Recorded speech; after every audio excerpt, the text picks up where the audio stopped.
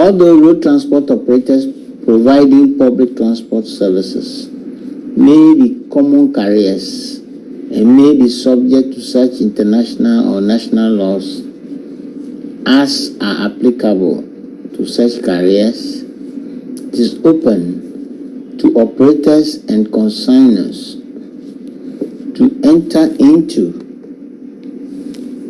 special contracts on mutual agreed terms and conditions. Such contracts are concluded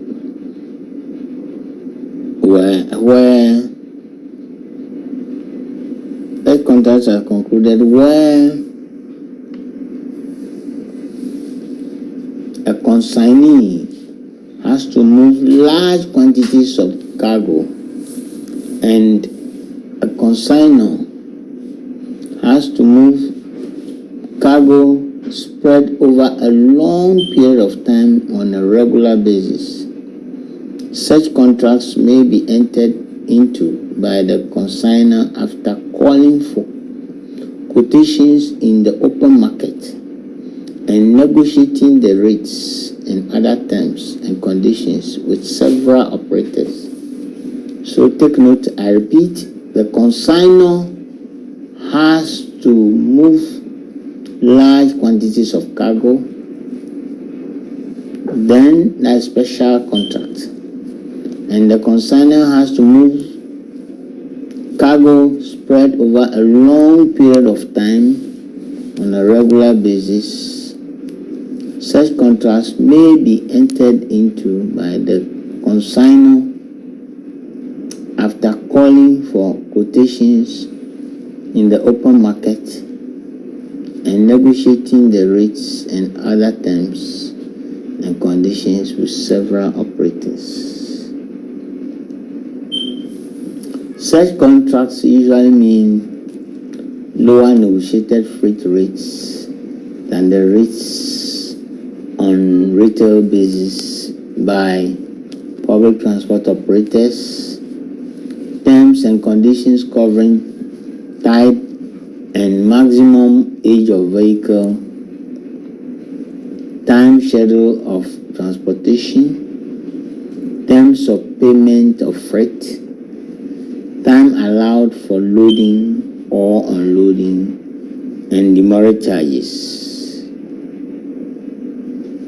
In such cases, the carriers are considered to be private carriers, and the contracts usually provide that the rights and responsibilities of a common carrier do not apply to them. Private carrier's duty is that of an ordinary bailee, which is the duty of a reasonable care. A carrier is liable only for his or her own negligence, and that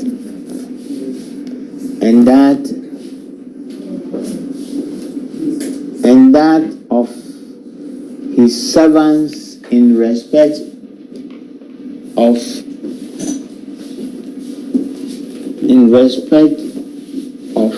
any, why he wants me, in respect of any loss or damage that may occur during transit. However, if any loss or damage occurs which is not attributable to his negligence or that of his servant, he has to prove it again. I repeat, a carrier is liable only for his own negligence and that of his servants in respect of any loss or damage that may occur during transit. However, if any loss or damage occurs which is not attributable to his negligence or that of his servant, he has to prove it. Freight forwarders who provide road transport services and act as carriers come under this category, and they usually stipulate in their standard trading conditions that they are not common carriers.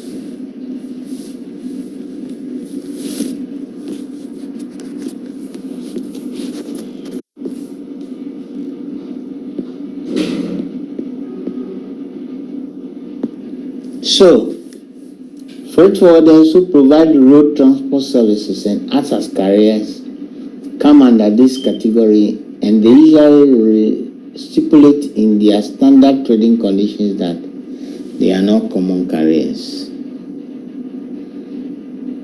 We look at road infrastructure. For the efficient, economic, and expeditious movement of goods by road, there should be adequate infrastructure facilities. Such facilities are including highways designed to carry heavy loads. Poorly maintained roads leads to higher fuel consumption by vehicles, faster wearing of tires, increased need for spare parts, etc., leading to higher operational costs, which include facilities for the safe and quick loading and unloading operations at the point of origin and destination, sufficient number of docks for loading and unloading trucks, suitable handling machinery and equipment, adequate parking area, warehouse for storage of goods, weighing machines, and weigh bridges, such as trucks and trailers suitable for the carriage of different types of goods. Adequate number of service centers and sources of supply paths. For the movement of trucks and heavy vehicles, particularly those carrying containers, roads should satisfy the physical and technical requirements in regard to width, the gradient, the minimum free height, etc. Bridges should also be suitably designed for the purpose. They should be broad, so that vehicles will not be going and then they cannot go through. There are two main documents for road transport that has to be used in the carriage of goods by road. I discussed the goods consignment note, the forwarding note. Their purposes are that they are used for forwarding the cargo, for calculating the freight rate based on the particulars given on the document, and for evidencing contract between the carrier and the consignor.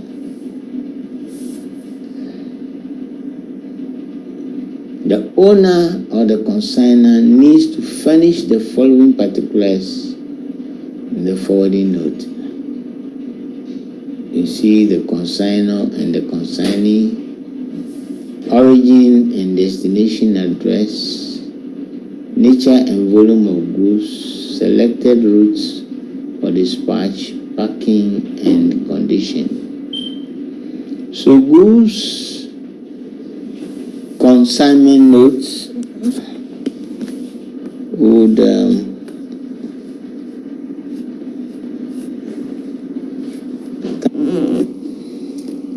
goods consignment notes, its purpose is that itself is to receipt.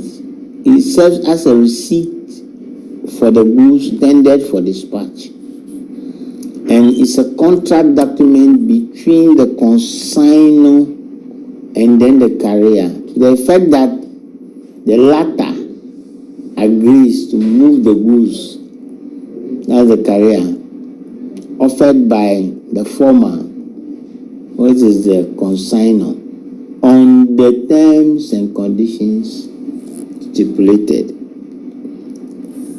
So goods consignment note, these are the particulars. When the carrier issues the goods consignment note, he furnishes the following details: details of cargo accepted for dispatch and its destination, the rate of transport charges, the total freight and other charges, whether transport charges are prepaid at destination, and the terms and conditions of the contract, the station between which the goods are to be transported, and compliance with parking conditions.